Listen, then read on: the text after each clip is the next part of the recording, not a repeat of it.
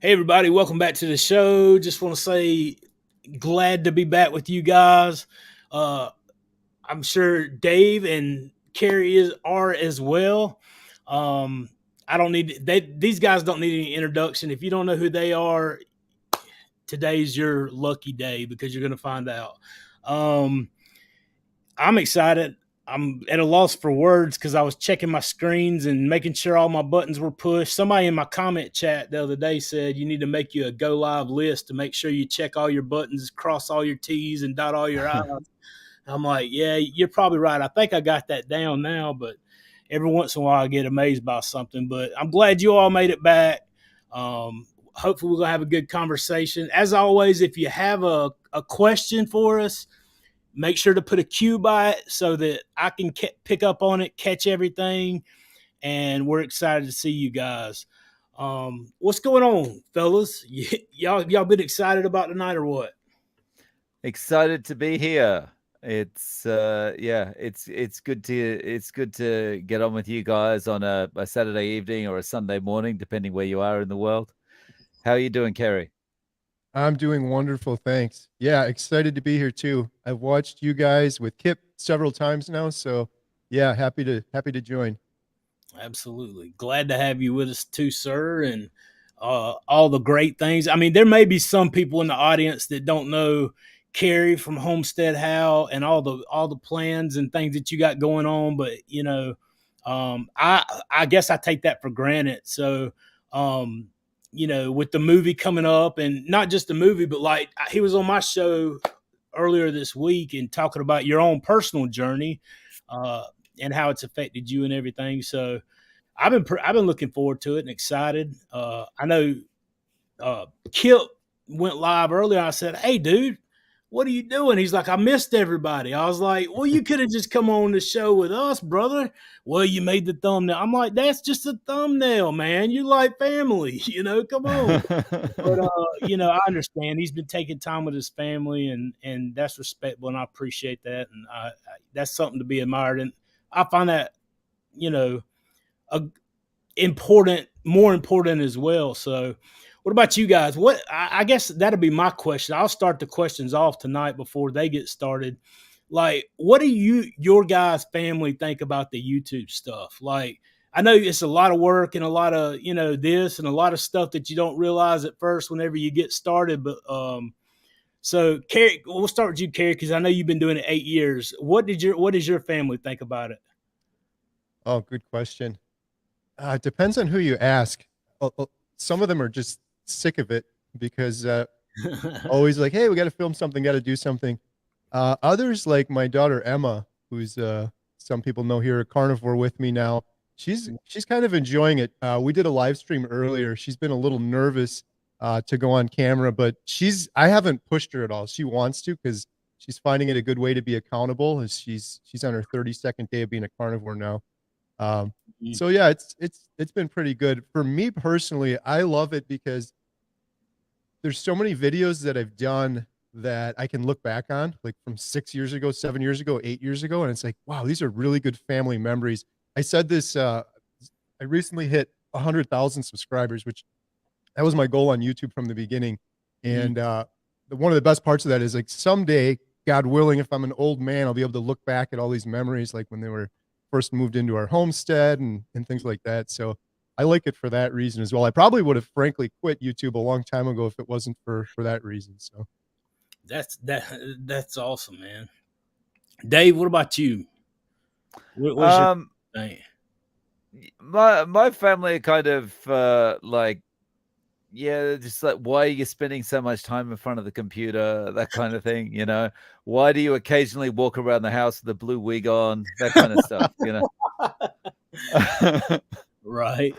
So, like my daughter kind of likes it. She's, especially those videos where I do wear the blue wig. She kind of that she gets a kick out of that. That's awesome. Yeah, Oh, so Steph asked Dave, did you quit drinking the same day you started carnivore?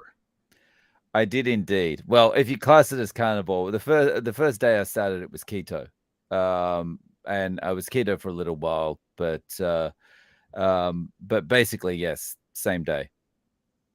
June 3, 2022. Yeah. That's amazing. Congratulations too on hitting your 1 year on both Yeah, fronts. thank you. Thank What you. what Thank an you very much. achievement. As if it's hard enough not to quit sugar and carbs and processed food. You did both of them at once. That's amazing. I honestly think though, that once you get the sugar out, it feels like, or once you get the carbs and the sugar out, it feels like you've got this renewed self-control that helps you with the alcohol. Mm-hmm. Yeah. So it's kind of just, it builds on itself. So yeah. Sugar's deadly. Well, and one of the things too that like I noticed is because I haven't drunk in a long time. Drunk, however you say it. I'm sure somebody will correct me before it's over. I haven't drank alcohol in a while.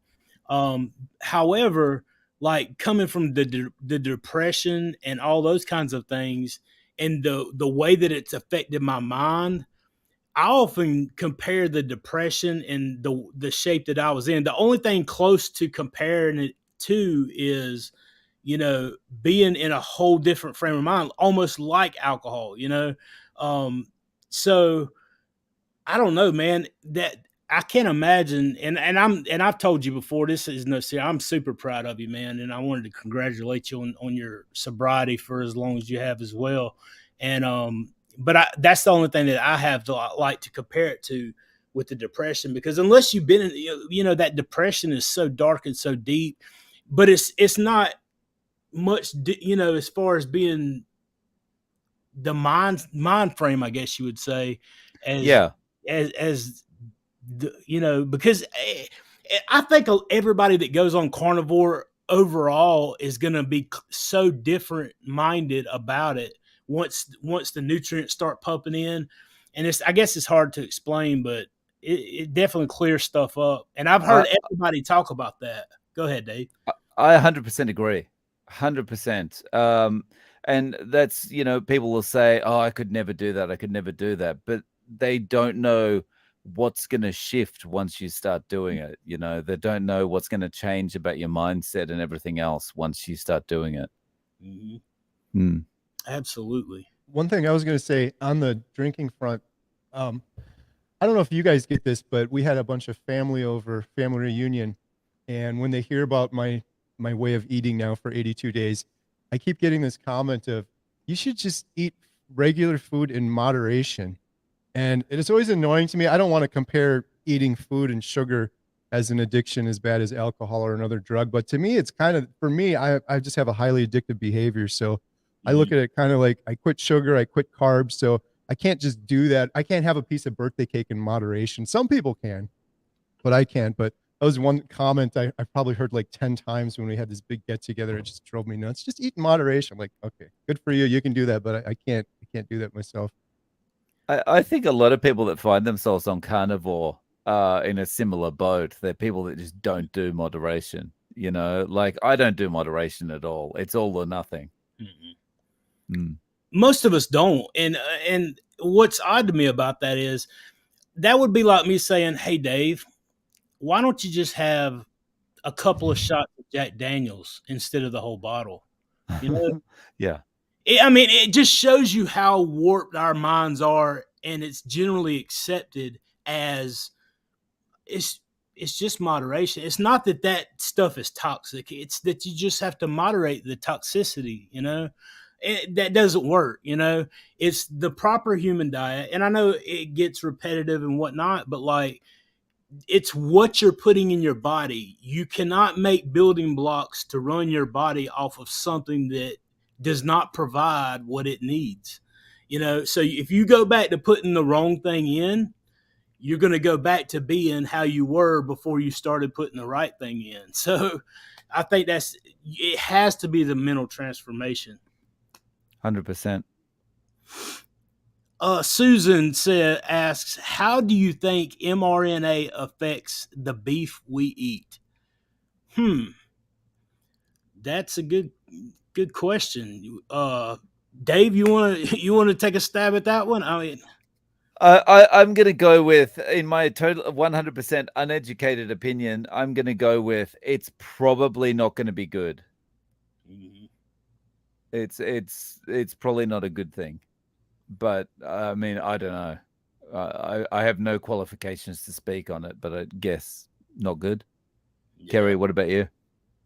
Yeah, I would say similarly. As someone with I have very little knowledge on what's going on in that area. A lot of the beef I'm fortunate I get local from my neighbors, and they grow it themselves, and they're not doing anything like that currently. But yeah, I get that comment a lot on my channel, so it's definitely not something I would be interested in eating. Mm. Absolutely. I think personally for me, and as these guys stated, you should have hit me up with that one when I was talking to Professor K. Before I was talking to Professor K, he probably explained it in. I'm positive he could explain it in a lot greater detail than I can.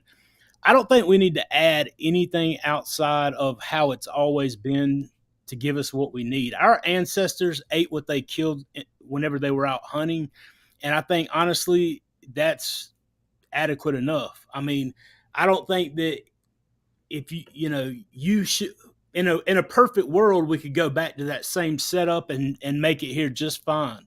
I don't think you have to have a bunch of supplements or a lot of vitamins or a lot of whatever. If we would literally go back to how we did it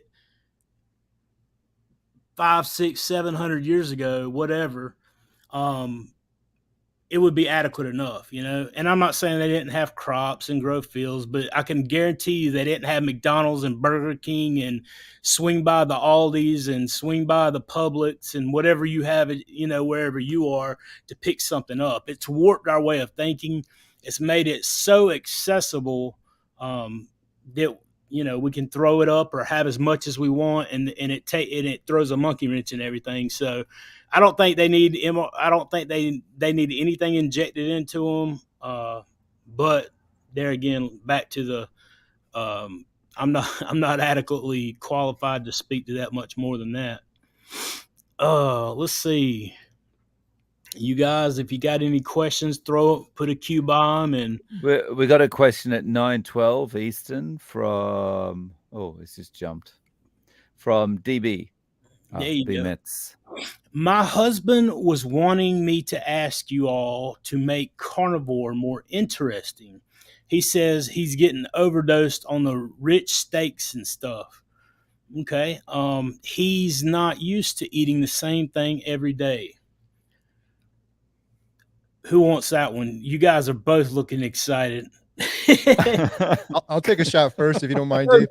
Go ahead. Go ahead. So I'm on day 82.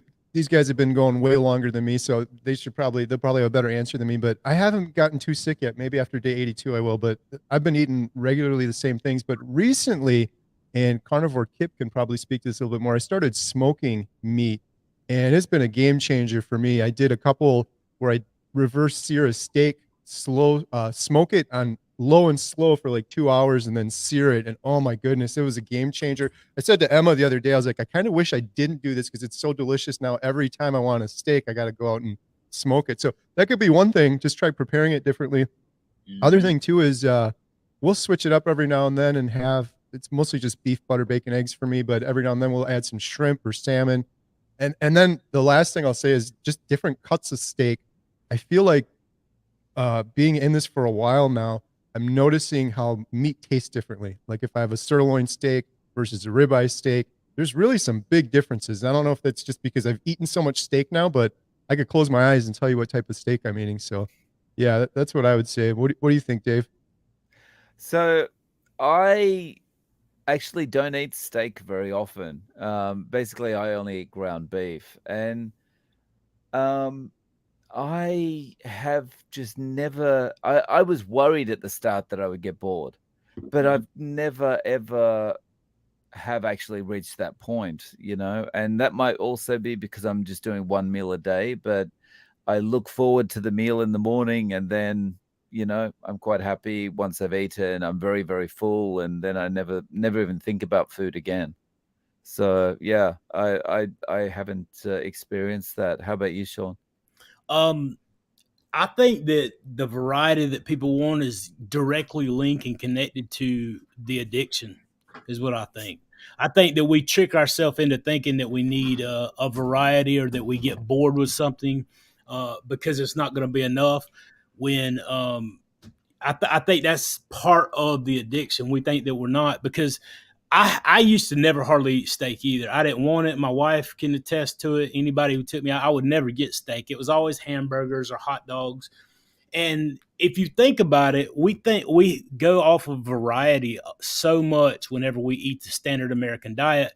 But in reality, what is the most argued thing between a husband and their wife when they're eating the sad diet 95% of the time? What you want for dinner, sweetheart? I don't know what you want. I don't know what you want. And you can have anything you want. So, I mean, everybody at home right now is like, yeah, we do. We have had that. If you haven't, honestly, it's true. So I think they're linked together, because once I had no intentions of doing beef, butter, bacon, and eggs. For the month of June, I even cut out the eggs. I've had nothing but a ribeye steak every day, with butter, and I still kept my coffee. Sorry, Dr. Chafee. But like, if you had asked me 2 years ago if that was going to be what I desired, I would have been like, man, I don't even want it now. But like I said, that mental transformation changes the way you view things. And you get to the point and where you realize that, like, I don't give thought to food. I use it for fuel. Whenever my body gives me the signals and says, hey, it's time for some fuel because I need some energy, I give it to it, and then I go on about my way. I don't give it thought anymore. I give it about as much thought as I think about whenever I'm filling my car up with fuel so I can make it home. It's the same process. As far as the steak, it's not about, like, I promise you can't eat the standard American diet for what I eat steaks every day for. If it was that expensive, I would not be able to do it. I mean, if that's what you're saying, as far as the rich thing, because when I eat my steaks with Kerrygold butter and eggs, I eat for between $14 to $17 a day, somewhere right in there. There's no way in the world I could even come. Just one sub sandwich from Jersey Mike's cost $20 when I was eating those, and that was one meal. And I would also need some chips and a drink, which was extra. So, I mean, honestly, your mind changes, and if you eat strictly what you're supposed to, that changes as well, and is really going to help you out. So, tell him to jump in and try it out. He'll see what I'm talking about real quick. But yeah, it'll help him. Anybody else got? He'll be excited. Aaliyah, what is moderation? Laugh out loud. I was also addicted to food. Right? Yeah, I don't know if that was quite a question. Is that a question or a statement? Right?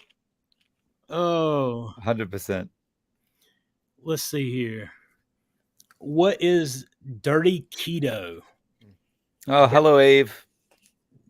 Dave, you want to hit that one? I've never done keto. I know what keto is, but I mean, you said you started out on like keto, right? So I mean, you want to?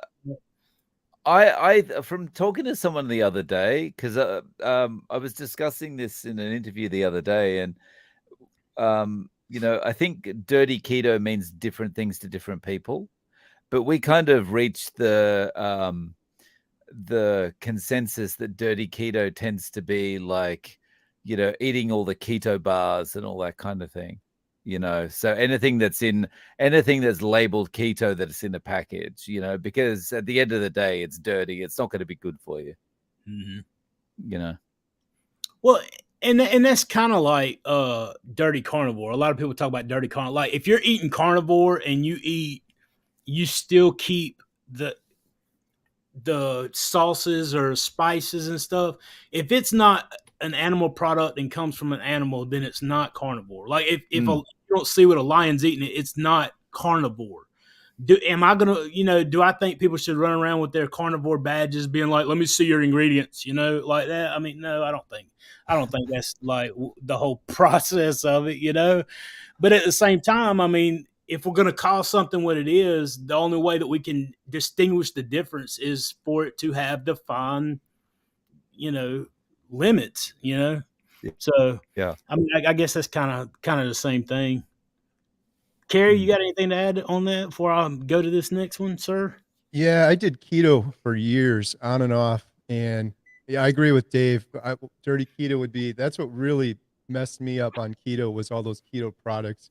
I think I've said this before, but I was telling somebody, I was like, when I first started keto 10 years ago, like I'm a veteran keto person, I was like, we didn't have any of that stuff you kids got nowadays. You just eat meat and cheese and that was it. Now you go to the store and you got keto tortillas, keto ice cream, keto bread. I used to think that was a good thing until I realized that was really messing me up when I was doing keto. It would stall me out. I'd get inflammation and I'll have all sorts of issues because of it. When I was doing keto, I was trying to stay under 20 carbs. And so I think dirty keto too is people that maybe don't keep a close eye on it, but maybe they're staying away from birthday cake and sugar, but trying to stay lower carb, but maybe not necessarily staying under the 20 carbs. But Well, and that's easy to do too, man, because like me and my wife were talking about that, and she made some like keto soup one time before she went carnivore. And if you're not really careful, it's real easy to go over those. And I think that's a lot of the issue too that I have noticed in the private group with some folks who are doing keto, but like they can't seem to get that results. Their blood sugar just isn't quite going down. Um, maybe it's just that you're actually getting a little more carbs than what you think you're getting. I don't know, I just know that it would be like for me, there's no way I could do keto because a little bit of that taste, and just the variety really that you can have from the different stuff on keto would send me packing, dude. I would be And back in a heartbeat. Go ahead, Dave. could I just add to that? Mhm. The real issue with that is like your blood sugar is always going to be out of whack because as soon as that sweetness, even if it's sugar alcohol and it's no calorie or it's zero carb or whatever, as soon as that touches your tongue, your blood sugar spikes, because your body's going, hey, there's sugar coming, I better get ready for this.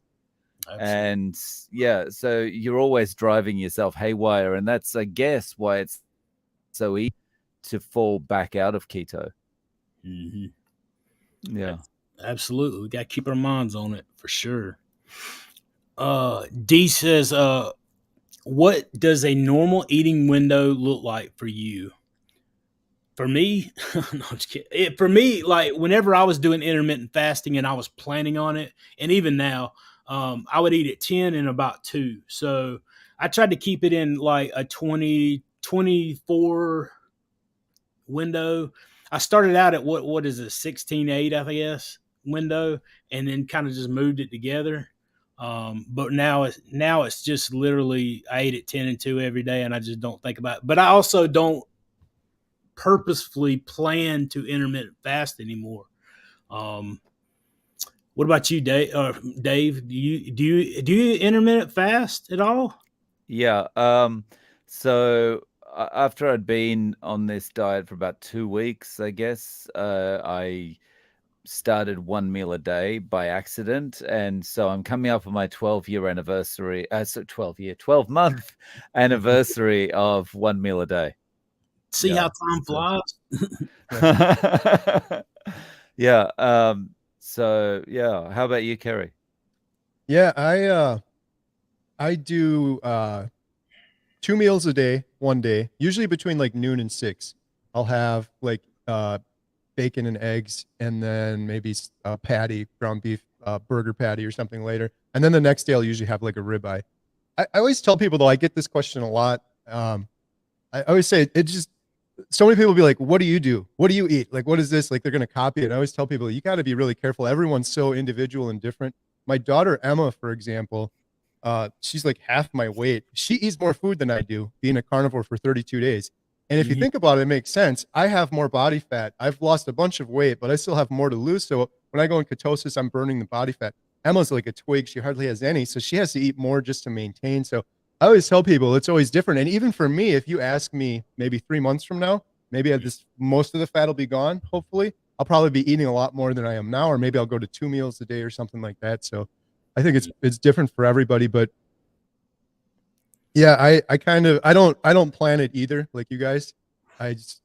one time I found myself, I just didn't eat the whole day. I was like, oh my goodness, I ate anything today. But I kind of just, like Dr. Barry says, eat till I'm comfortably full. Sometimes it's once, sometimes it's twice. Yeah. And I'm pretty excited. Mm. Like I've been following, like, ever since I met you and started, talking with you. I've been following like what you talk about Emma, and I was gonna try to get her on. Obviously, it was conflicting time because somebody had even asked about it. But since we were talking about her, and you have the shirt on, will you just mention that real quick before we go any further? I don't even know if Dave, have you heard about the movie that he's gonna start making and everything? I saw a post about it, but I haven't got the details. So yeah, I'd like to hear. Awesome. Kerry, tell them about the movie and the shirt and Emma and, all that stuff so that everybody hears it while they know. Please, sir, if you don't mind. Yeah, absolutely. Yeah, sorry, my internet was jumping a little bit there for a second. Yeah, so trying to put together a documentary movie on carnivore. That's kind of my big goal. So we set up a website, and part of this was with my daughter. One of the things that came was this compassionate carnivore thing, because my daughter Emma was a vegan, and she was a vegan because she's compassionate for animals. And one of the things that we sort of realized together was, I truly believe that carnivore is the most compassionate diet you can do. I'm eating, I guess it depends on how you do it, but I'm saying this for myself. So I'm eating beef that I get locally from my neighbors. One cow dies, I get hundreds of meals off of that cow. And if you look at the other way, and I'm not calling anyone out or like judging anyone. If you're vegan, if you eat that way, that's fine. The only reason I say this is because I get so many comments on my channel saying that I'm such a horrible person killing animals. And one of the things I've read that I found so interesting was that 62 million birds die per year, per the EPA. Anyone can Google this and see it, from pesticide poisoning from vegetables. And if you really look into what goes into eating the multitude of different vegetables, like my daughter Emma was eating before she went carnivore, that's just birds. Then there's deer, fox, rabbit. I mean, there's a lot of destruction. So I really believe carnivore is the most compassionate way to eat. And so, yeah, we made these shirts up, and every penny from these shirts goes towards the documentary movie. And just, I guess, real quick, the documentary movie, it's carnivoredietmovie.com is the website. And I'm not making a penny off of it. Every penny that goes towards the shirts, or even if you join my YouTube channel, or if we set up a GoFundMe, all of those go towards the documentary. And what we're trying to do with the documentary is, I've never seen anything like this. So, and I wish somebody else would make it, but I don't see anybody making it. But I want a documentary that's truthful and honest about carnivore, but I want it to follow real people, ideally for a year. And not just people that are obese, but people that have had other issues like Shawn and I have had with the depression, diabetes, arthritis, all of the other issues that people are just having amazing results with carnivore on. I want to cover those in a documentary. One of the biggest things I've heard Dr. Barry say is, you got to just be an example. You can't push anyone. You can't force anyone. They have to make their own decision. I totally agree with that. So with this documentary, that's kind of the goal, is let's put out a lot of examples from various different people, and just so people can know about it. The biggest reason I want to do this, Shawn and I talked about this when we did that video together. It was just with the depression that I've had in the past, and Shawn too, you used the best word. It was just hopeless, complete hopelessness. And it's the same thing on the other end too, with people that are obese. Like, they've tried every single diet, they're hopeless. And so I wish I knew about carnivore 20 years ago. Yeah. And we're getting the word out with YouTube, but I think we can reach a lot of other people. I always say to people on my channel too, I'm like, this YouTube thing is awesome, but I think there's so many more carnivores out in the world. We're just seeing this small cross section of carnivores that also happen to frequent YouTube a lot. Not everybody does that. We're kind of unusual individuals. You know what I mean? So right. I think there's a lot of other people maybe that could see a documentary like this on Netflix or one of the streaming services. So that's kind of the idea behind it. We've got an outline for the documentary. We've got the GoFundMe going. A bunch of people are buying the shirts. And I'm meeting with a documentary filmmaker next week that's done a bunch of documentaries for the BBC. So I've got the whole outline for it already drafted. So we're making some really good progress. It's pretty exciting. And I guess the last thing I'll say is, I'm really hoping to pull in like Dr. Barry or Dr. Chafee or one of those guys as well. So I have some upcoming videos with both of them, and I don't want to put them on the spot, but I'm gonna put them on the spot. I'm gonna ask them at least. I'm gonna say, maybe tell me offline or something, but see if they want to participate in some way. Yeah, I mean, you never know until you ask, man. I mean, honestly, and that's the thing. And when I heard about it, it inspired me because I'm like, man, that's awesome. I've watched the reverse series, and everybody has their opinion about it, and that's cool. Everybody's entitled to that. I've actually, not. I don't know if I told this on the live the other day or not, but like I tried to get on reverse season 3, and I just couldn't work it out. But seeing what they're doing, man, nobody else is doing stuff like that, and what better way than to get it in front on everybody's TV, for, whatever. I don't know. I think it's great. So if you guys, I'll put a link down to obviously their stuff. I'll put a link down to the movie website and Kerry, so you guys can go find that there if you want to have more information and stay updated with that. I just wanted to mention that before we moved on. It's pretty exciting, huh, Dave? Yeah, it's a really it's really important that we use methods like that to get the word out there, because as you say, as much as we're getting the word out there through YouTube and all that kind of thing, and to have other channels to do it. Absolutely. Well, and like whenever me and Kip started, even this right here, like this all started like I was like, man, I was sitting here. My very first 2 videos, other than the walking one on my channel, were lives, and I'm like, man, I'm nervous, I stutter, and I feel like that's starting to finally clear out a little bit. But I would much rather communicate with the people and just be live and out in the open and deal with it like that, And then me and Kip was like, well, I've never done a live. And I'm like, well, why not, man? Let's go right now. He's like, well, what are we going to, basically what we're going to talk about. I've been wanting to do it. I was like, we just go in there and have fun and interact with the people and tell them what we know and what we do, I think that's amazing. And then it just grew into something else. So, but I could ramble on. Everybody, there's like 262 people between what I can see in the channels. Make sure you are punching the like button, sharing it, so they push the video out for us. We would appreciate that. If you're not subscribed to wherever you're watching or the other guys, I would appreciate you doing that. That would mean a lot to me, and I'm sure it would to these guys as well. Yeah. And sorry, just to reiterate on that point, or to emphasize that point, the more you press like, the more people will come in, and it happens almost immediately. So it makes a better discussion for everybody. Sorry, Shawn. No, you're fine, man. Either one of you guys jump in whenever as much as you guys as me. I'm the low guy on the totem pole. I'm listening to you guys tonight, learning from you guys. Live Life ET, or excuse me, Live Life. I'm telling you, man, my brain's sped up, and sometimes it still kicks off. Hello, I was vegan for 5 years and sick, anemic, and gained a lot of weight. I'm keto carnivore for 2 months now. Why would I be gaining weight? I eat more meat than vegetables. 95% is meat. Well, I would say that a lot of times coming from a diet where you're not getting a lot of the nutrients that you need for your body to function correctly, is, in my opinion, and obviously there's many factors that are at play there. Your body's going to start getting those nutrients, and it's going to start uptaking them and absorbing them and putting them to work, because you have basically come from a way where you weren't getting what you needed, and now you are getting what you needed. That's one of the reasons why I feel like. Kerry, do you got something else on that? Yeah, so my daughter Emma was a vegan for 5 years. She's been carnivore for 32 days now. And she's actually, I think she said she's gained a little bit of weight. Frankly, she needed to. And I think, Shawn, you're right on.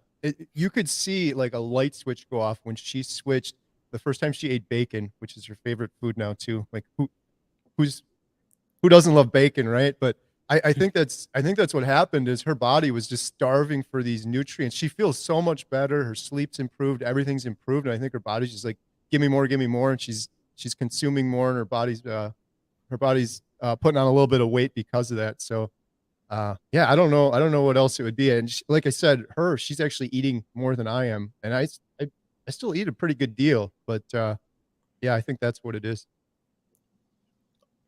Awesome. Dave, you got anything about that? Yeah, I would just kind of to support what you guys have said. Like we can't decide exactly what our body's going to do, right? So you're adding all this extra nutrition and vitamins that your body hasn't had. Your body's going to prioritize what it needs to do, and losing weight might not be the highest priority thing. Mm-hmm. Absolutely. Well, I mean, you start giving it that the nutrition, the cholesterol starts going up. It's going to start, obviously, it's going to be, you're going to get your hormones are going to start picking up. I mean, there's so many things going on. Your body is, I will say this though, from everyone in this space, from everyone that I hear, your body is extremely efficient at maintaining itself and correcting the problems. If you didn't see the Bart K video that I put out earlier today, go check that out. He said there's even the 60, 70, 80-year-old folks that, oftentimes think, well, I've done this or that or whatever, and it's just whatever, taking me longer. He says even at, that age, the likelihood that you're not going to reverse a lot of the issues with your body, like you can, and the body is great at doing it. And the decline in our ability to reverse a lot of those issues, really starts the most close to the point of death, not really slowly as we get older. Nevertheless, watch the video. It'll help you out with that topic too. Sorry, I'm rambling. John, do any of you ever see adding anything back to your way of eating, such as vegetables or low carb fruit? Kerry? No, never. In fact, I just did a video where I said I made the realization. I woke up one morning. I'm like, whoa, I'm never gonna. Oh yeah, that's right. I'm never having a grain of sugar, no vegetables, no fruit. Never again. I've done keto for years before doing carnivore, and every now and then I'd be like, I just need some fruit or something. And every single time, I never once did that. And the day after was like, gee, that was great. I feel so much better now. I always felt horrible and inflamed and stomach issues, gurgling, all sorts of problems. So, I thought when I first started this, I was like, I'm going to do this for 30 days. At the end of 30 days, I'm going to be sick of steak. I'm going to be craving vegetables or fruit. But honestly, 100% that never happened. I I I don't have any cravings for those things, and they've never helped me in the past. So I don't intend to. What about you, Dave? Same. No. Flat no. Never going to try it again. I'm happy eating this way forever. Yeah, Shawn? I'm the same way. Like I don't like what I eat right now. I don't plan to change it. I mean, I don't even plan to go back to full carnivore, honestly. As long as I feel like I feel right now with what I'm eating with steak and eggs, there's no way I'm switching this up, man. I feel way too good all the time. So absolutely not. Carlos, welcome, sir.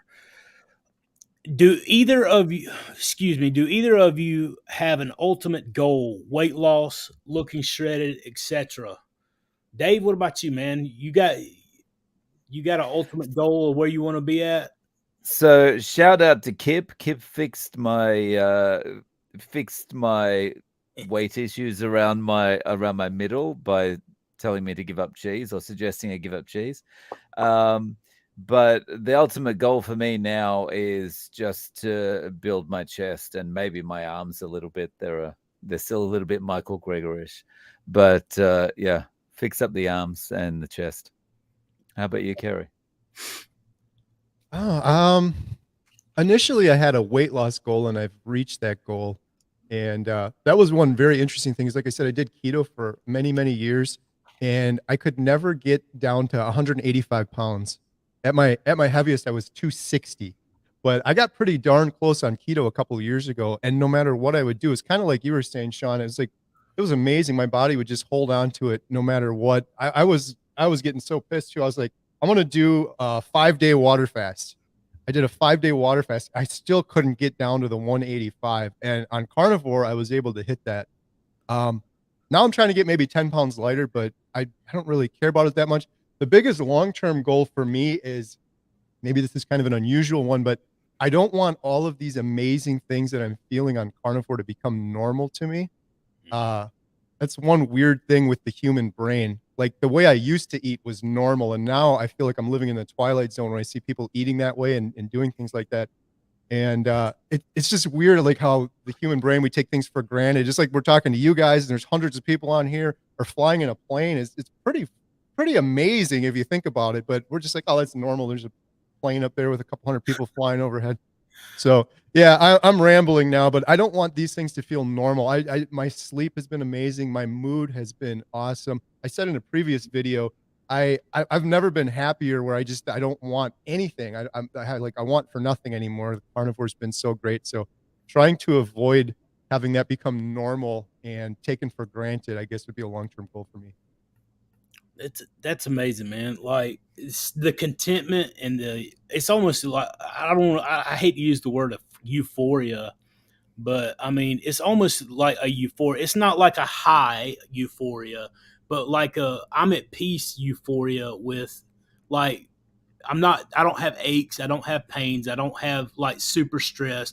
Even whenever I get mad, typically it doesn't, like, I can work my way through that, even that issue, or I get aggravated. I can work my way through that issue so much more effectively than ever before. But yeah, 190 pounds was my goal when I started, because I never thought I'd get there, and I'm almost there. And that was the only goal I have set. Hopefully I can work out some too, but Jennifer, Dave, I'm sorry. I am new. I think I missed you saying, but how long have you been doing carnivore? 12 months. 12 months. Yeah. My mama got a question. She didn't put a Q by it, though. No, I'm just kidding.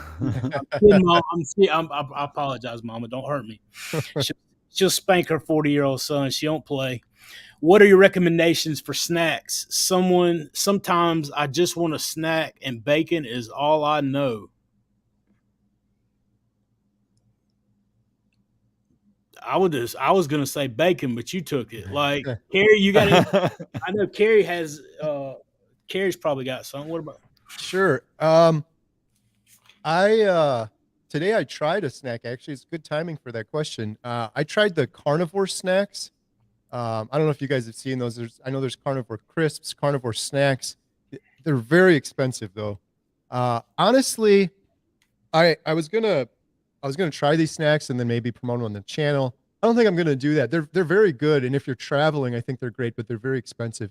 But my honest thing was, after thinking about it and trying them more, I was like, I just don't snack.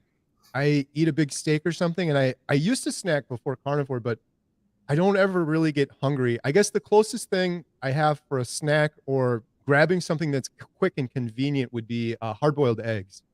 So sometimes I'll have a steak and maybe I'm getting impatient, so I'll have a couple hard-boiled eggs. But other than that, there isn't much. Just those carnivore snacks I've tried.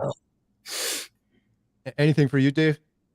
Yeah, I agree with the hard boiled eggs. If you boil some of those up, just keep them in the fridge, and of course, a lot of people are saying in the comments pork rinds. But other than that, if you can tolerate dairy, I would go for butter or a bit of cheese. Awesome. Sorry, I missed this. I had to jump back onto it. Enjoying your channels, Dr. Barry encouraged me to film my experience with carnivore and curing chronic candida. 36 days and lifelong symptoms are gone. Amazing. Huzzah. I mean, and what would you trade that for? I mean, honestly, like, if somebody had told you, a long time ago, you could just eat meat, eat carnivore, change your dietary, and a lot of those problems are going to go away. It's amazing. Congratulations to you. Congrats. Make sure and tell people. That's why I encourage you guys. Get the word out. Jennifer Thompson. I am 10 days carnivore. Is it normal to still be feeling hunger after eating a steak for one meal and beef patties at the next?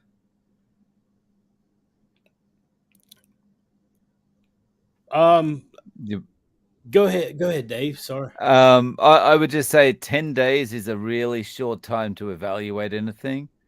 I would say, like, your body is going to have cravings for everything for quite some time. I would say just kind of stick with it, and if you're feeling hungry, just eat, but just eat carnivore. Kerry, do you want to add? Yeah, I would just add to what Dave said. 10 days is a pretty short amount of time. The other thing I always tell people is those first 10 days or so, or 2 weeks or whatever, you're very early, but I wouldn't even worry about that. Just eat carnivore, like Dave said. And I spoiled myself, like, going into it. I'm like, I'm definitely doing this for 30 days. And the first 10 days, I'm going to eat really good. And because it can be really hard getting into ketosis, and you go through so much water and you may experience the keto flu. So I would say don't worry about it. Kind of spoil yourself and give it a little bit more time. You should be fine. Like Dr. Barry always says, eat till you're comfortably full. I agree, because like a lot of the issues that people have coming into carnivore is that their ghrelin and their leptin isn't working correctly, because it gets driven out because of the carb, the toxins that we eat in the standard American diet, and the sugar and carbs that we absorb from before, and it gets, I guess, triggered all the time because that food doesn't satiate you correctly, or whatever the case may be. So you got to get those hormone signals working again and figure out what's real hunger and what's, desires, or, whatever. Or it could be, like I said, the hormones just aren't functioning correctly, So that's one thing to think about too. And maybe something to just over time. Eat till you're full. Comfortably stuffed is the best advice. How much water do you drink in a day? Kerry, do you have a particular amount that you try to reach? I don't measure anything on carnivore. I drink a ton of water, I'll tell you that, though. And especially that the first week or 10 days, I was very fortunate. I listened to Dr. Barry and some advice, and so I had the electrolytes and a lot of water, and I didn't get the keto flu. That's one thing that scares me on my channels. I'll get a lot of people that are like, "This is great. I'm starting carnivore right now. I'm going to buy steaks." And it's like, you got to make sure to do it right and get plenty of water and electrolytes and things like that. But I don't measure any food, calories, carbs, or anything. I just eat strictly beef, butter, bacon, eggs, and drink a lot of water. So, what about you, Dave? I have about, I'm just trying to do the conversion now. I'm drinking about 4 liters of water, which I guess is 135 ounces. I don't know if you measure water or not. I'm not sure in the States, but yeah, 4 liters.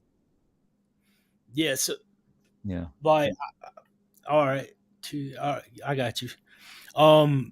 Yeah. I think that's about a gallon. About a gallon or so. That's what I was trying to think. I was trying to think of two 2 liters. How about that? 4 liters.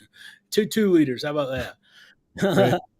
No, I mean, whenever I first started, I would drink 2 64-ounce tumblers full. That's all I know. But like, I've always heard everybody say, just drink to thirst. That's what's required. But like Kerry said, like, especially at first, because I think whenever you're transitioning, like, you're getting that water weight out and you're just flushing your body out. For some reason, I was super thirsty, So, but I mean, it's not like you have to have a goal. Like, you don't have to do these 2 gallons a day, those kinds of things either. So if you're thirsty, drink.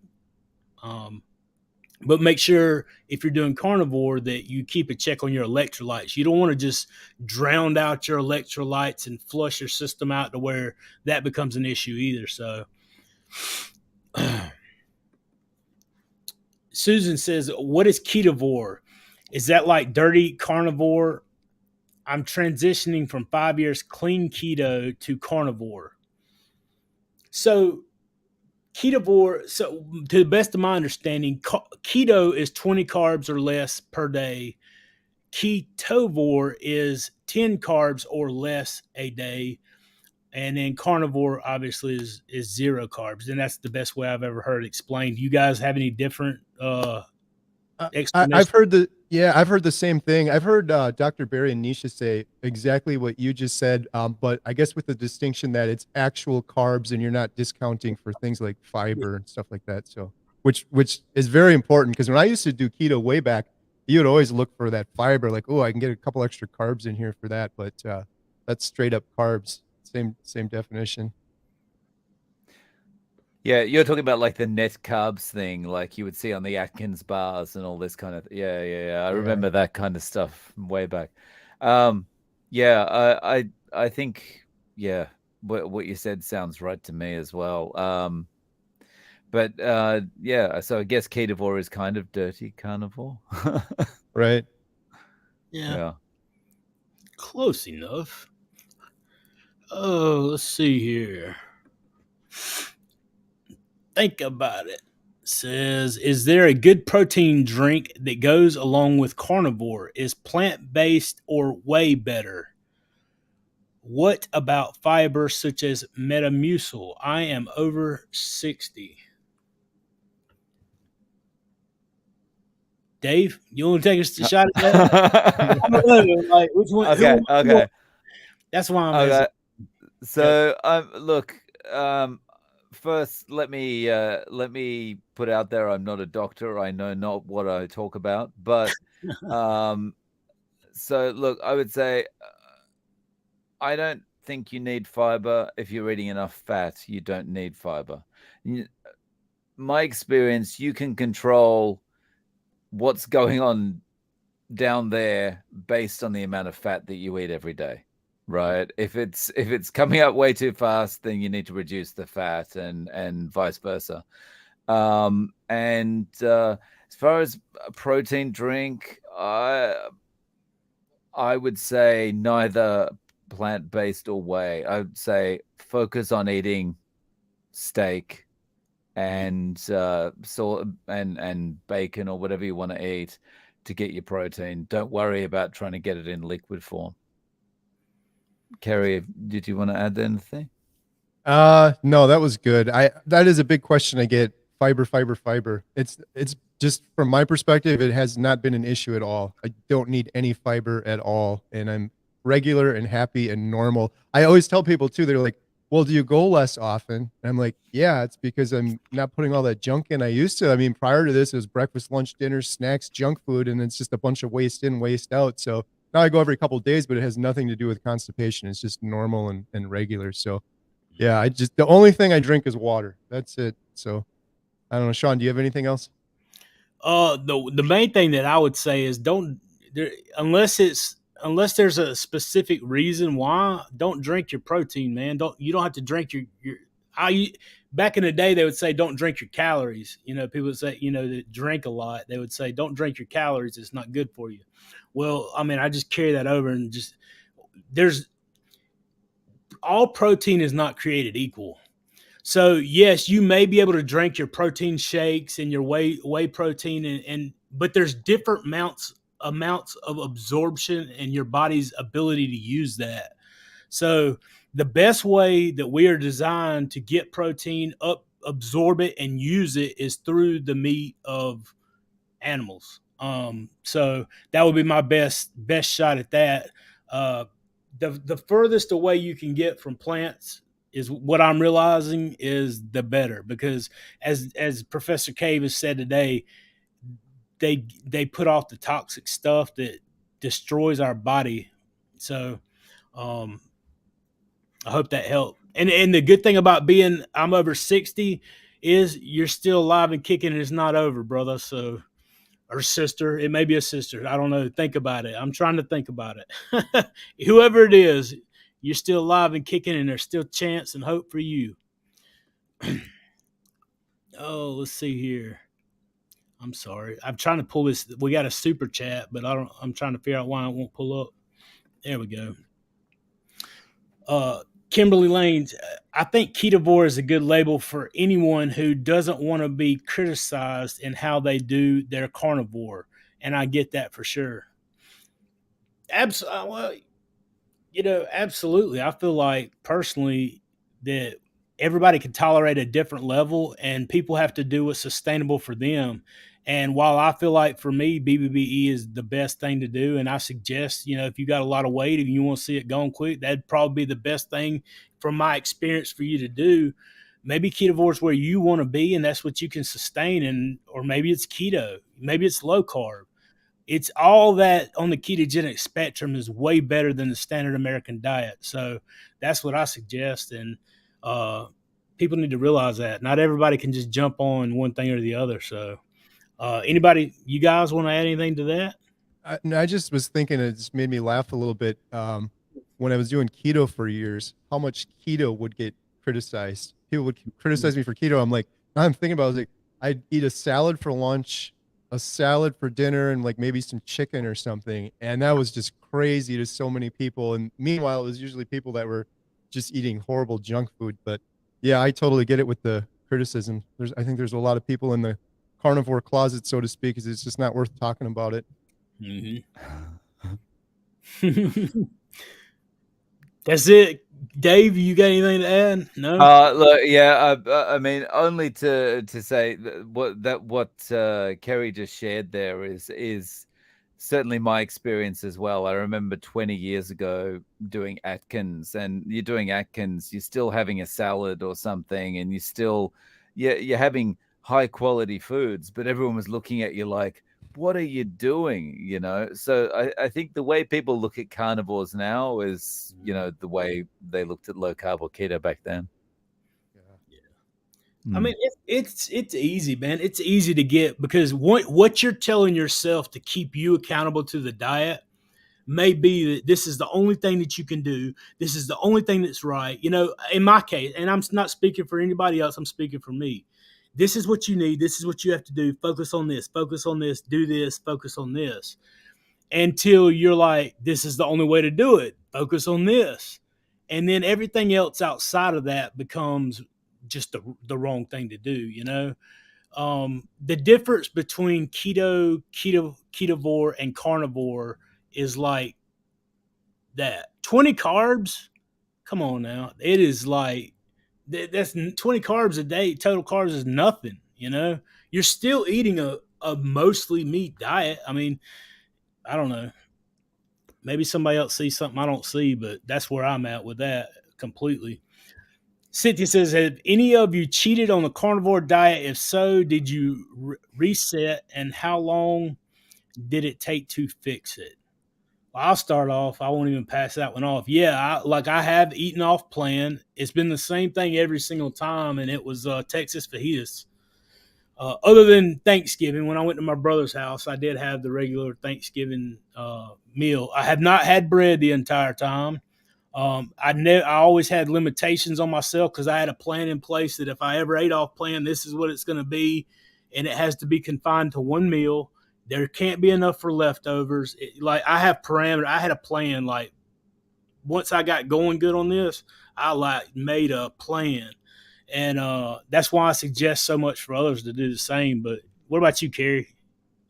I haven't, but I'm not judging anyone that has. I have on keto many times. I used to have a cheat day, but I have not on carnivore in the last 82 days. But these guys have been going a lot longer than me. But I've said it before. For me, everyone's different. I have such a highly addictive behavior. If I cheated a little bit, I would go completely off the rails.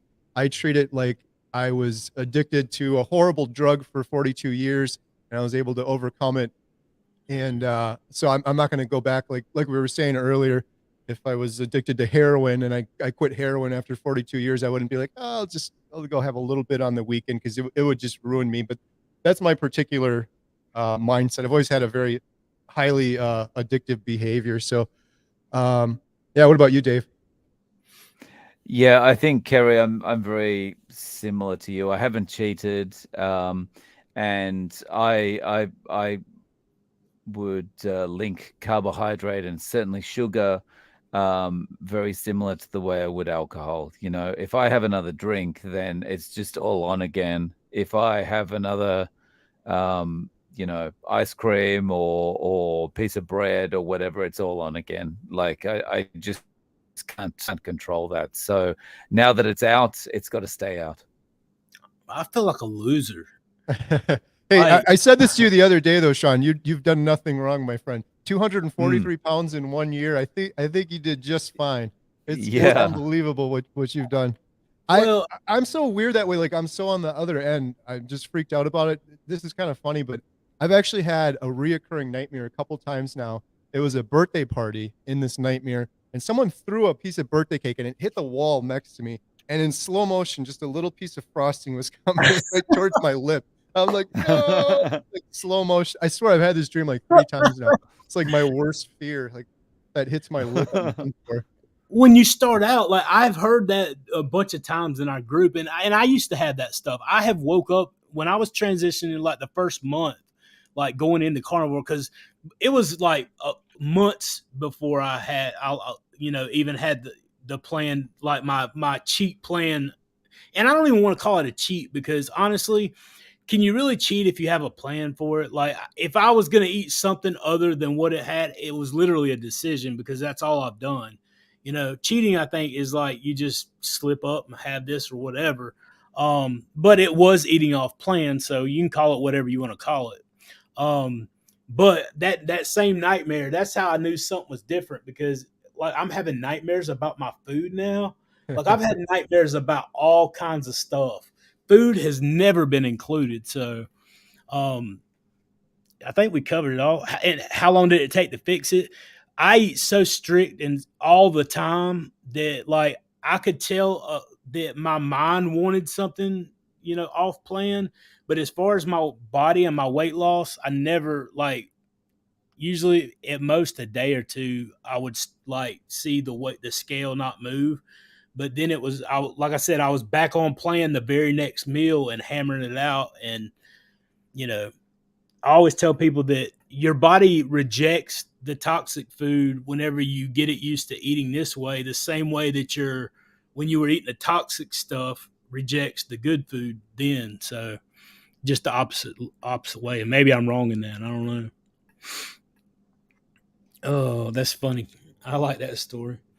Susan says, I am transitioning from keto to carnivore. I have done 16/8 intermittent fasting for 4.5 years. Should I continue intermittent fasting on carnivore? I honestly don't get hungry up until 2 p.m. or later every day. Kerry, you went from keto to carnivore. What do you think about that?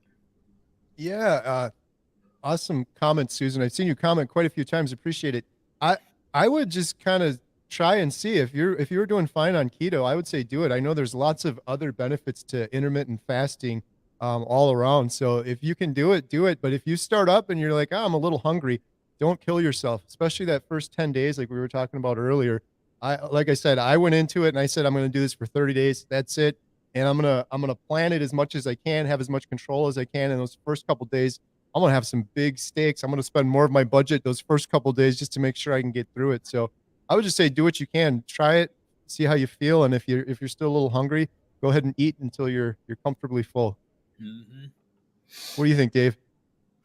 Yeah, I would give it a try. But yeah, I agree. Don't push it.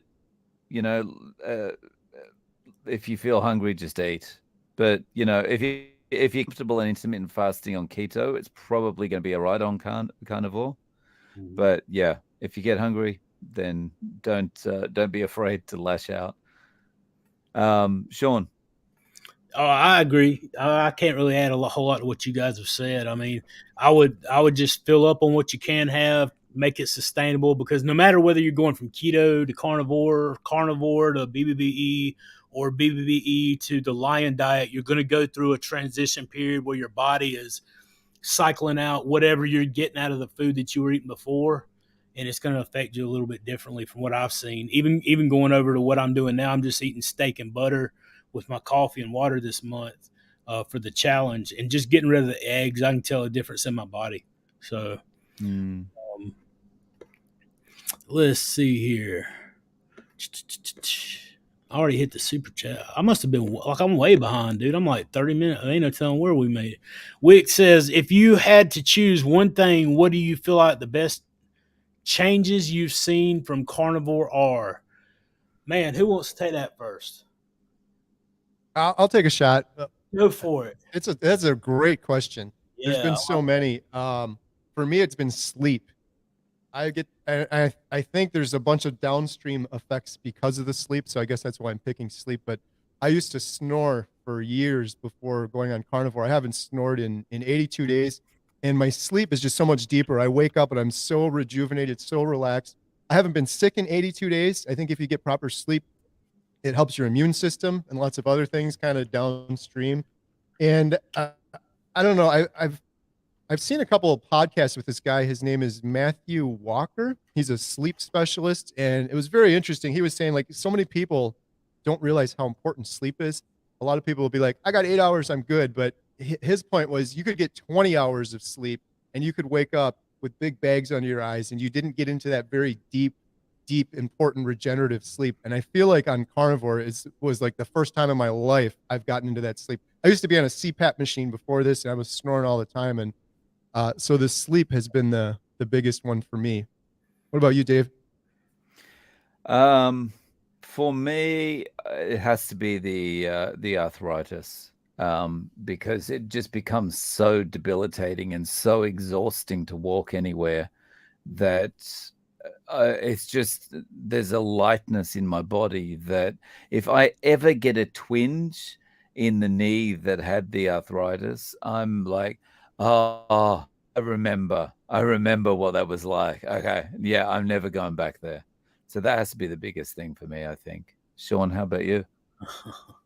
I was waiting for that question, honestly. Mhm. Seriously, dude, there is nothing in the world better than getting out of that depression. Not one, like the weight loss, not the diabetes, not one bit of it. Living with hopelessness, man, living with in a condition where you just can't function, you can't make yourself do anything. That honestly to me is worth the price of admission right there. It's all worth it for me. I would have done it if I hadn't lost a pound just to get out from where I was at. 100%. And I'm being dead honest. I know I say I qualify it with this every time that people are like, yeah, but you lost weight like crazy. I'm telling you, that depression and laying on this couch that I'm sitting here talking on tonight for 3 years, not caring if I saw tomorrow, man, listen, they can't nothing in the world beat that, dude. It was worth every bit of that. That's something a pill can't fix. But obviously the depression, non-alcoholic fatty liver disease, the type 2 diabetes, the hypertension, the sleep apnea. I just put a post on Shawn Baker's Instagram, which I'm trying to learn now. I said, all these things, the gout, the non-alcoholic fatty liver, time after time after time, the skin issues, the always feeling tired, the breathing problems, all that stuff is great. None of it touches the depression, but don't worry, because I'm gonna keep going. We got a minute. Because my marriage is better. I can be a dad to my kids. I can do stuff with my family. I don't have to worry about whether I can, fit in somewhere anymore. I don't have to worry about, the psychological issues from, sitting there depressed, thinking stuff is going to come true that's not coming true. And, there's so many different issues that are fixed. So yeah, 100%, brother. Like the depression is number one on that list for me. Yeah, Go ahead. that's a great question. There's so many. You could just list them Mhm. forever, but I totally hear you. And the that's one thing I think that's hard to quantify to people that haven't done carnivore is everything else in my life has changed. The weight loss, that's great, whatever, I don't care, but everything else has changed. And I was in such a brain fog before as well. And I feel like I'm so much more productive now. I was going to ask you two guys that. I mean, how do you feel? I think I know your answer, Shawn, with the depression and stuff before, but even like you, Dave, you're cranking out some amazing YouTube videos. And would any of that been possible before carnivore, or would it have been like for me, it was like I was doing a fraction of what I'm doing now, and I seem to have clear thinking, better decisions, no brain fog, and just more motivation. And I'm just, everything is just completely different now for me. I don't know. What about you, Dave? Yeah. I would say it's definitely my experience. It mirrors yours, and it's I talked about this once in a video, and it's almost like the feeling in my mind now, which I never had before, was, okay, what's next? I finished that thing. What's next? Yeah. What's next? What's the next challenge? What's the next thing to do? You know, and it's just everything's so much more productive. Everything's so much more efficient. And I think I actually fall into the trap of a lot of putting that solely on the fact that I'm eating once a day. And I think there's a lot of the food point is important, like the food point about you're not thinking about food anymore. You only have to prepare a meal once or twice a day. That does make you more efficient and productive, but it's more than that. And it's it's the change in your body, the change in your thinking, the change in everything because of carnivore that that does seem to make things more productive and efficient and stuff. Yeah, definitely. 100%. Mm. I think, yeah, that clear mind, you just can't, man. There's so many good things, dude. I don't know. I could go on and on and on and on about that, but let's see. I missed two more super chats. I got to hit them next. First, I guess I would say. Oh wow. Loves to sponge. Thank you so much. Spooge, maybe I did. Loves to spooge. Thanks. I had a heart attack. 38 years old. Just 2 years off vegan diet. Completely bought into carnivore at this point. Refused government lies now. Yeah, that's gonna be one of the absolute best decisions of your life. Get on it. 100%. That's one of the best things you can do for yourself is give yourself the proper nutrition, proper human diet. Any of you guys got anything to add on that note? No, good job. No, yeah, congratulations. Absolutely. Kimberly, y'all made my Saturday night. I've had several instances of being so happy I'm almost giddy since starting carnivore. It's crazy. Have you had this? Go ahead. Oh, Go I'm ahead. sorry. No, I was go just gonna say, I like around day 50, I was in my car and I did a YouTube short because I had to document this. Well, you said the word earlier, Shawn. I just had this euphoric feeling. I was like, I had a big smile on my face. I'm like, I don't remember ever feeling so happy before, and there was no reason for it. No event, nothing happened. I didn't even eat like an amazing steak before, which sometimes you get that close feeling like I feel great now, but it was so weird. And that's happened a couple times. That didn't happen for me until like around day 50. I've heard other people talk about that too. I don't know if it's I'm finally getting all the cholesterol and my hormones are balancing out and things like that. But yeah, it was crazy. I've never felt that happy before. Oh my goodness.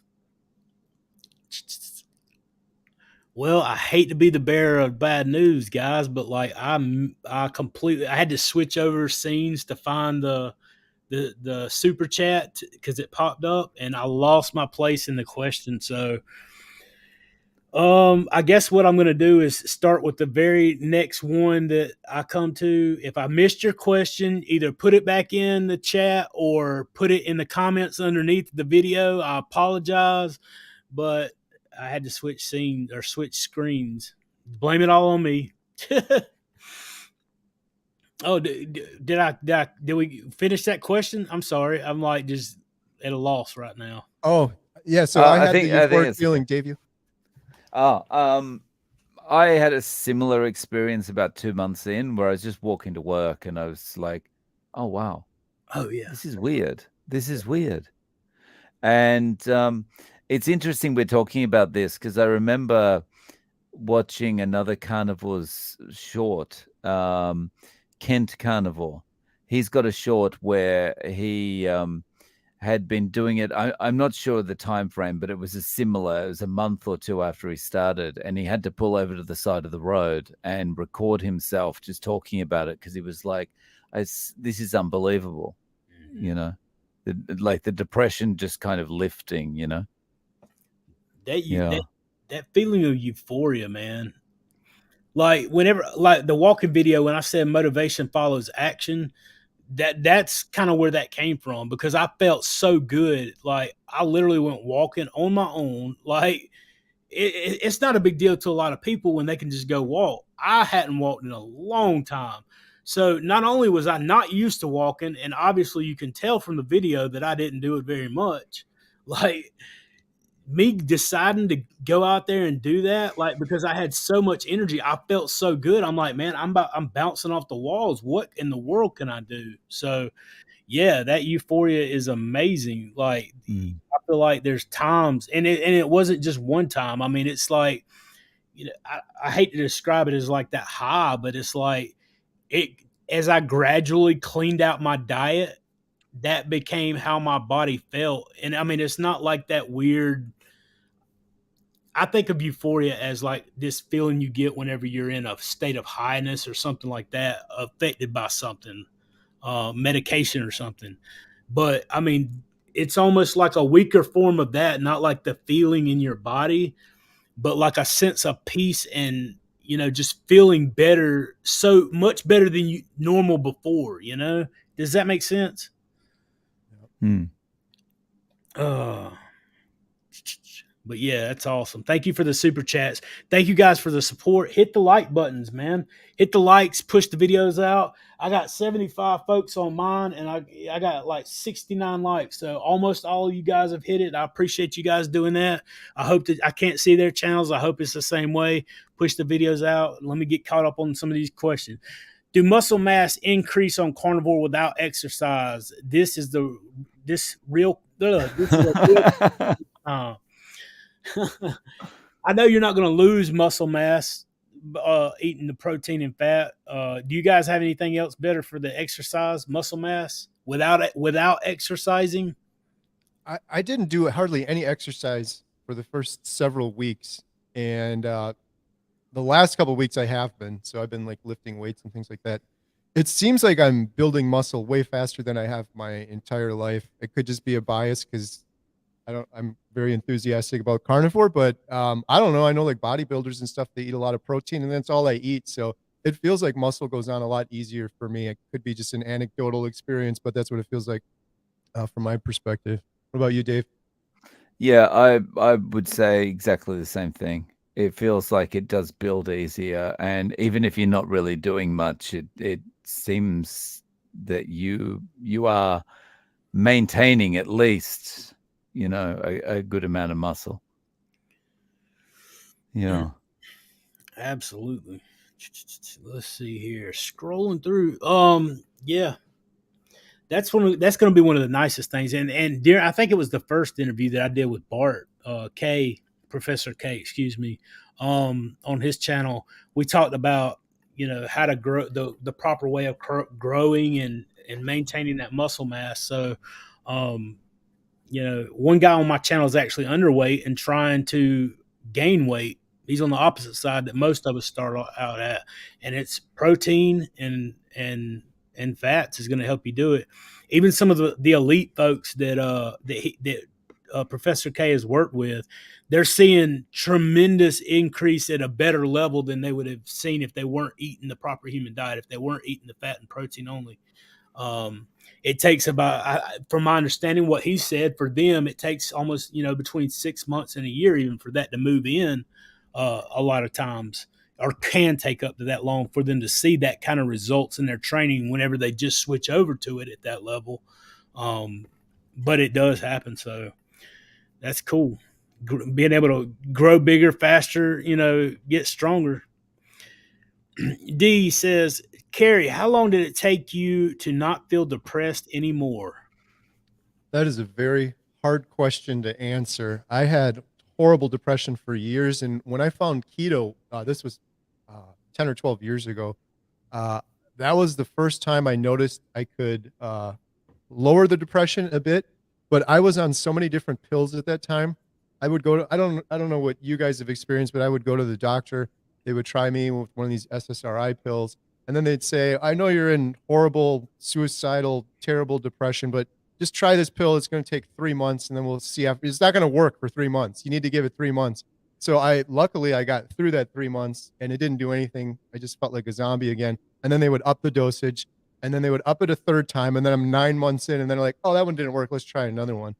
And so I had all these other things going on. So it's kind of hard for me to say, but I can say definitively when I started doing keto and getting off of all the crazy junk food and getting more, I think it was getting more protein and getting more cholesterol, which I think I was lacking before, I did start to see the depression lift slightly, but nothing like it's been on carnivore.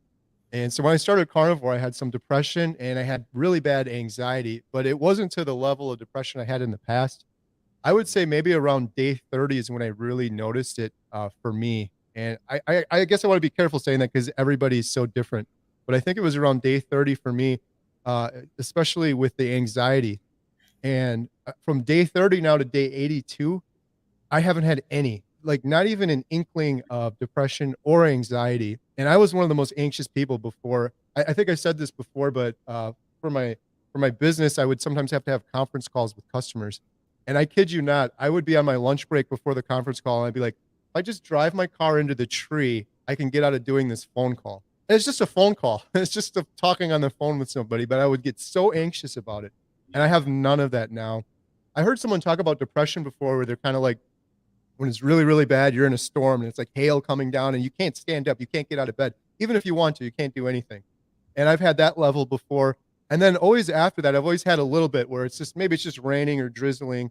And then I think when I started carnivore, I guess the best analogy was it was just really cloudy out at first.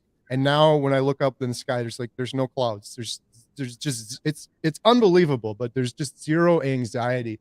Prior to this, I would not be doing this for sure. I wouldn't be talking to you guys.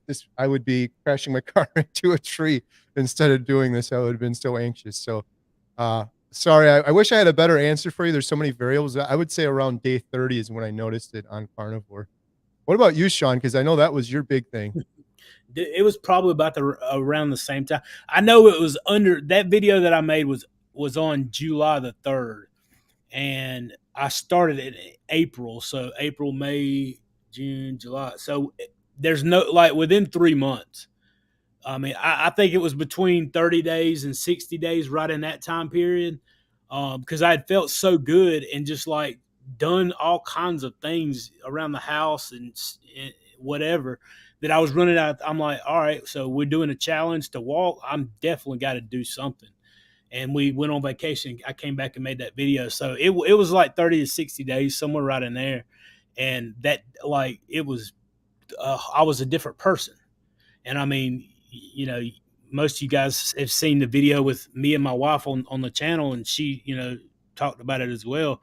It went from bad to like completely like, who is this person in that amount of time? So it's amazing, man. I'm telling you. Now, is it going to happen for you in 30 to 60 days? I don't want to say one way or the other, but it can. And that's the hope, for it. I'm sorry, Dave. Like, see, I don't know what I'm doing tonight, boys. Like, I am. That I mean, I mean, I had the blues and stuff like that, but I'd never been diagnosed with depression. I had to take meds or anything. So, I mean, for me, the change was really after that, the 1 or 2 months and just feeling that euphoria and that kind of thing. But other than that, maybe a slight reduction in anxiety, but that's all. And I mean, that's still a big feat though, like, because you're coming off of alcohol too. So I promise you, it's almost, I don't want to say the same, but it's not far off from being in that kind of condition and being, inebriated all the time. Now, I mean, obviously they're clinically defined differently. And I mean, I don't mean to be like slapstick about that at all. I'm being serious. Like, being depressed is being like, you're out of your mind in a lot of ways. And then being under the influence of alcohol, a lot of times you're the same way. So, I mean, you go through, like, then you come off and go through the withdrawal symptoms, and oftentimes that leads to stuff as well. So I feel like I think you're going to get the same exact. Everybody's going to get the start from whatever starting point they're at. They're going to see dramatic changes, and if you stick to it within the first 60 days, you're going to be able to tell something's changed in your life. Now, I'm not saying you're going to lose 300 pounds or you're going to lose 30 pounds, but maybe your mental health will improve on in some way, shape, or form. Lady Fritz, let's see. Some people say carnivore people are more prone to violence and aggression. What is your experience of this claim? Like these guys, us, come on. This is like the most loving people, like Kerry community that I've ever been a part of. Like, I don't know. I don't know who says that. I want to talk to them. I have had a couple of attacks over some weird topics and issues and stuff like that, and some mean people, but everybody has a bad day. We can look past it. But as far as the overall people and community, it's not even a guess. Dave, what do you think? What do you think about that? Yeah, I think at the start of doing carnivore, your mood might be somewhat unbalanced, but I guess that's because your body's going through this massive change. But I wouldn't say, certainly from knowing myself and knowing the people I've met in this community, I wouldn't be thinking that it's that people are prone to violence and aggression. It's the most supportive community that I've ever been involved with. Mm-hmm. Kerry? Yeah, Kerry, any thoughts? Yeah, I agree totally. Everyone I've met that's been a carnivore, I said this to someone the other day, there's this weird carnivore zen. Everyone is so chill and calm. I could see, like Dave said, the first week when you're getting off of sugar, you're getting off a big addiction. Maybe you get grumpier, you have some mood swings or things like that. But long term, every single person, I mean this sincerely, it's like, these people are just awesome. It's like the carnivore zen, they got the glow, and everyone seems relaxed. So yeah, I haven't experienced any violence or aggression from carnivores yet. Absolutely. Dave, I'm in Japan too. Do you eat yakitori or any other easy to access type foods in Japan?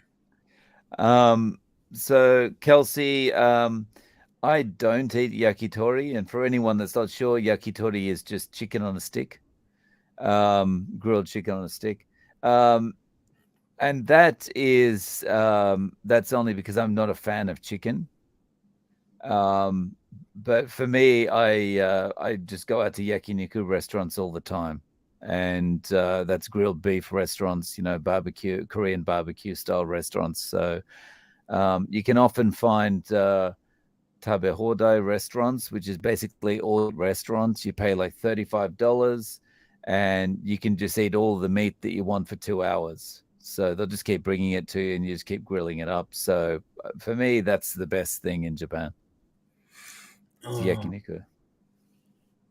There you go. I was hoping you was going to step in and say that, brother. I was like, you want me to? Like, nah.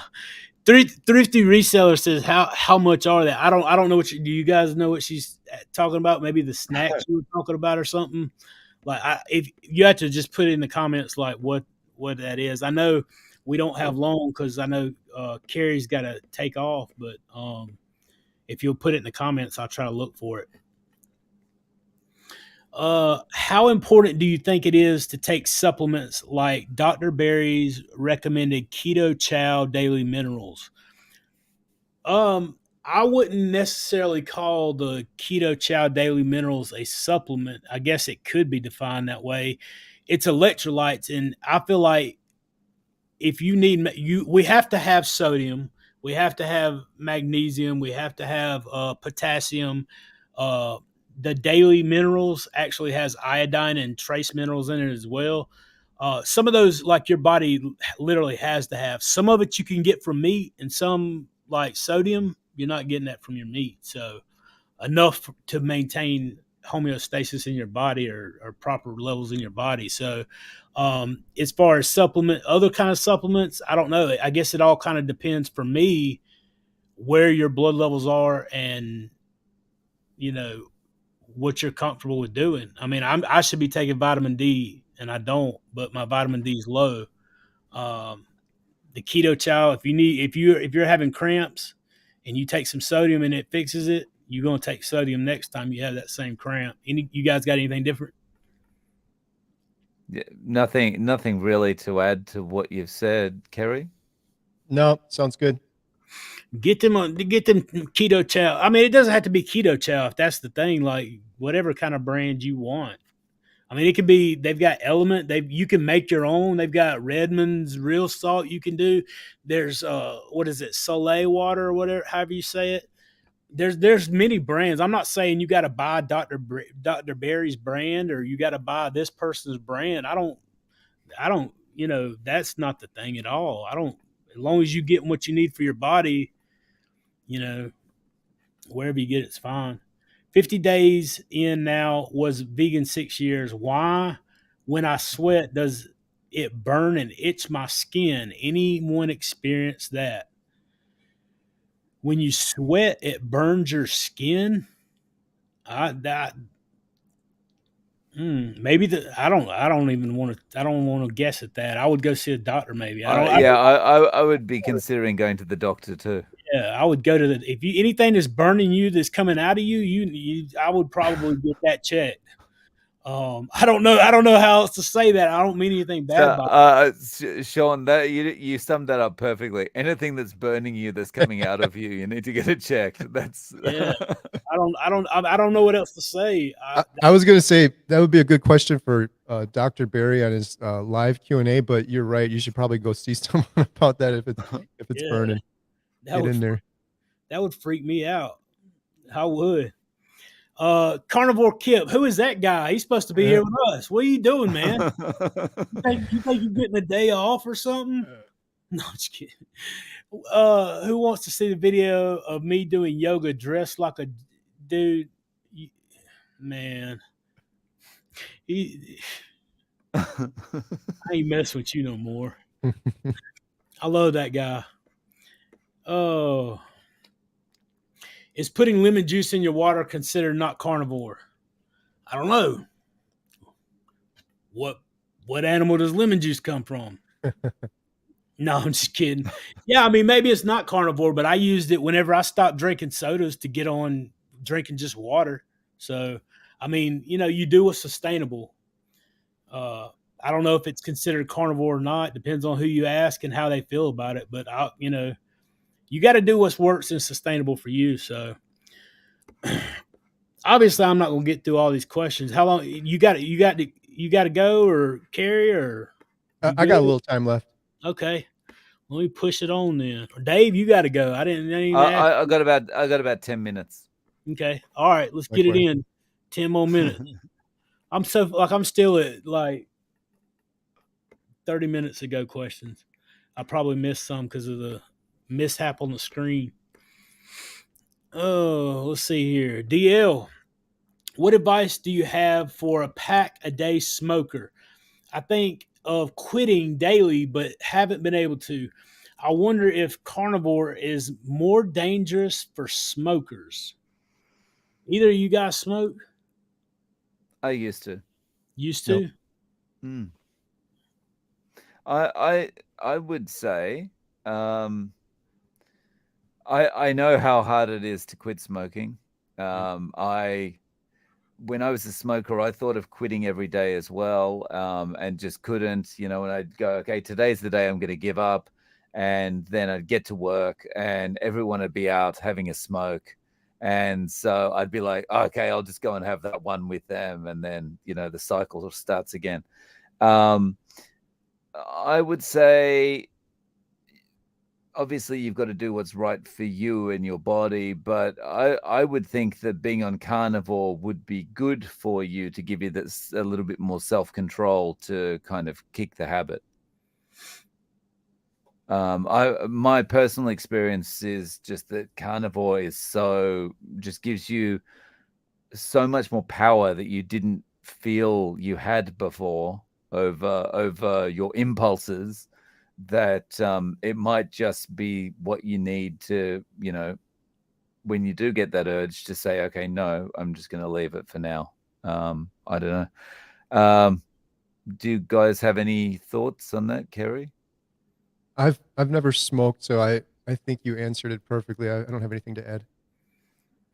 Yeah, I mean, I did smoke and I used dip, and I've been working for a long time to get off of that. So, the best thing I can offer you is that it's like any other addiction. You have to work your way through it, work towards it. But as far as getting on carnivore, you know, don't let smoke a pack a day smoker and then quitting and you know, I don't know. Don't let any of that. Don't let anything hold you back from giving yourself the proper nutrition.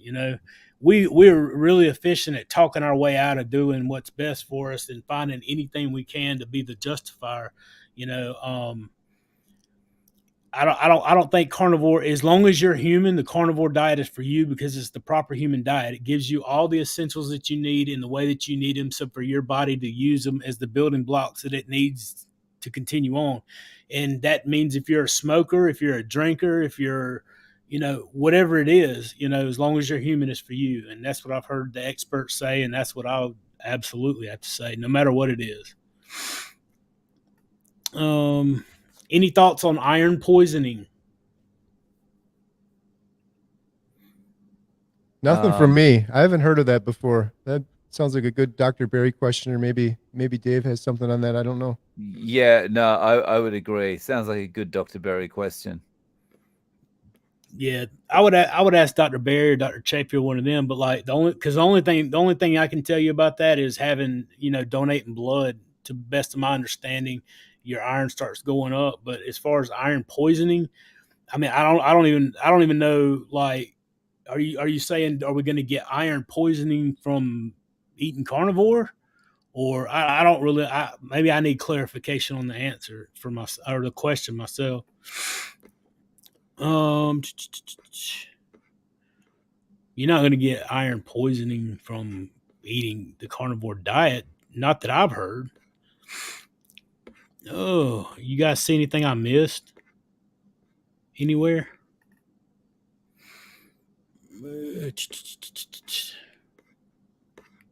Let's see. Dave is what I just it says Dave is out and about. Yeah, Bob McBob has been. Is that Bob McBob? Yeah, I just Yeah, happened. he's been posting a lot of these. Dave is out and about. Dave is in my pan and all this kind of thing. So Oh, yeah, really? I've been a little bit puzzled about those, but yeah. What is the one thing you guys would change right now? Like, if you like about the process, because you changed the way you ate, whatever, and then obviously you had the Kerry had the YouTube thing going and completely like it just completely changed his what he's doing and like transformed him over the time. To my best of my understanding, like Dave came to the diet and then or the way of eating and then started the YouTube to as your kind of your mission kind of deal. And you had other stuff before that is basically how I understand it. And everybody knows my story, going carnivore for over a year and then starting my thing. What's one thing that if you could go back in time and tell yourself, other than, hey, eat carnivore, put proper human diet, about this journey that would have been one of the best tips you could have gave yourself as you're starting carnivore about the whole YouTube experience and dealing with everything? Does that make sense? Or go about the YouTube experience? Yeah, like the YouTube experience, like talking to yourself. What would you say? Hey, do this or don't do this or whatever. Any kind of advice what do you think, Kerry? Ooh. I guess one thing I wish I would have started earlier that we're doing right now is the live streams. I've been doing YouTube for 8 years now, and this was after 8 years. I tried live streams like 2 or 3 years ago, and I had really good views on my channel, but the crowd, the homesteading crowd, just weren't into the live streams. This, though, I guess the biggest surprise for me is the carnivore community. I think Dave alluded to this earlier. It's just awesome. It's such a good community. I've had so many, like, I was going to do one 30-day video and that was going to be it. Cause I'm usually doing homesteading videos or videos about our movie theater, and just the outreach and the inspiration and the comments have been amazing. So, starting live stream earlier, I wish I would have done it cause I've been having a lot of fun. I think the other day I did it. We had a movie at the movie theater and I'm like, I got an hour to kill. I'm just going to turn it on. It's just great hearing from people. So many inspiring stories. Like, the other thing that's been amazing to me, I don't know if you guys have seen this, but the number of people that have been doing carnivore is way greater than I ever would have imagined. I'm running into people in my regular life. I had a lady coming to the movie theater today. She wrote me a little letter. She wanted me to give it to my mom because she's my mom's age and she saw her on my channel and she's doing carnivore. My dental hygienist I was talking to is doing carnivore. And then the comments I've been getting on YouTube from people like Carnivore Ron, who I had on my channel, but people in their 60s, 70s, and 80s that have been doing carnivore for years and are thriving. And they're actually reversing like aging, like aches and pains and stuff like that. They're outdoing all of their peers. That's been amazing. So I don't know. I guess on the YouTube front, I wish I would have done the live streams and more of the community stuff earlier because it's a lot of fun. Oh, I agree.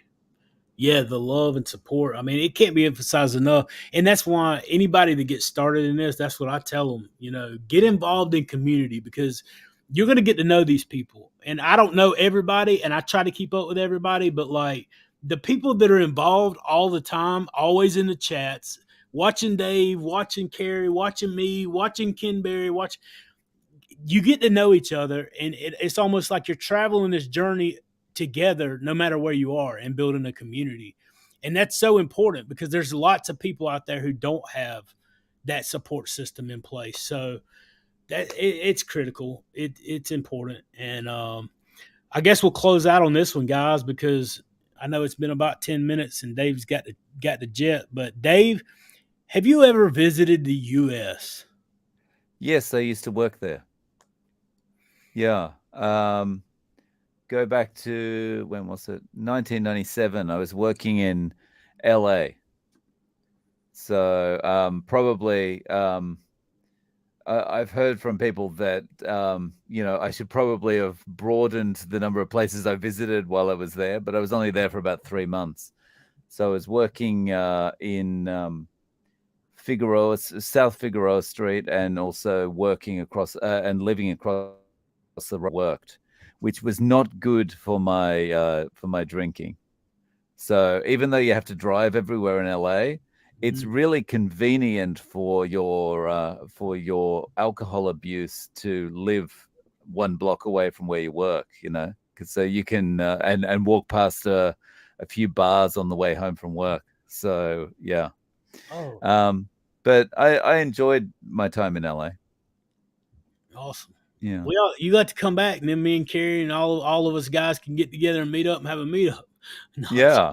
it's a long way from over there, isn't it? I think I missed another super chat. Hold on. No, I think I did actually get that one. Sorry, Kimberly. I appreciate she was like dropping off donations all through the thing. I appreciate all you guys. I'm glad we were able to make your Saturday night. It makes my Saturday night every time we get together.